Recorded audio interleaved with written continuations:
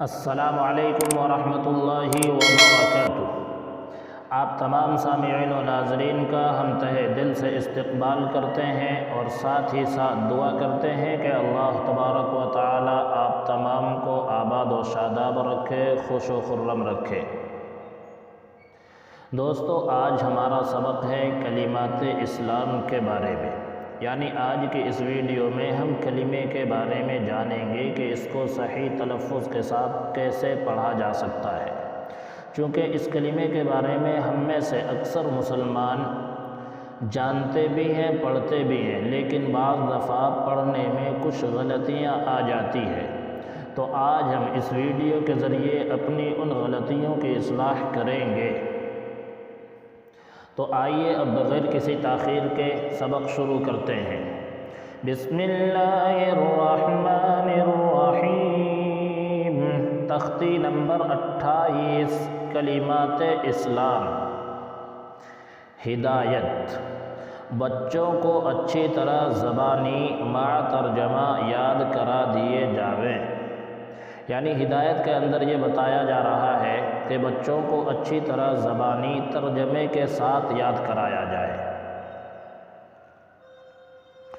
دیکھیے کلمہ طیبہ، لا الہ الا اللہ محمد رسول اللہ۔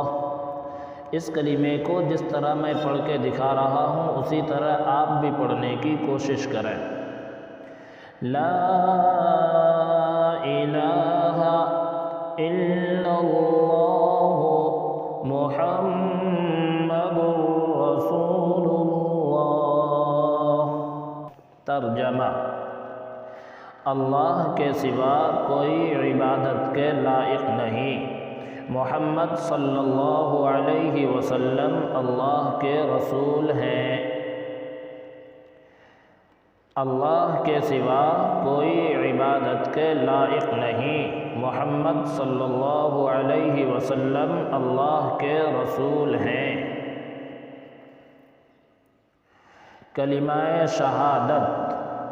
اشہد ان لا الہ الا اللہ واشہد ان محمدا عبدہ ورسولہ۔ دوبارہ دیکھیے، اشہد ان لا الہ الا اللہ واشہد ان محمدا عبدہ ورسولہ۔ ترجمہ۔ گواہی دیتا ہوں میں کہ اللہ کے سوا کوئی معبود نہیں، اور گواہی دیتا ہوں میں کہ محمد صلی اللہ علیہ وسلم اللہ کے بندے اور اس کے رسول ہیں۔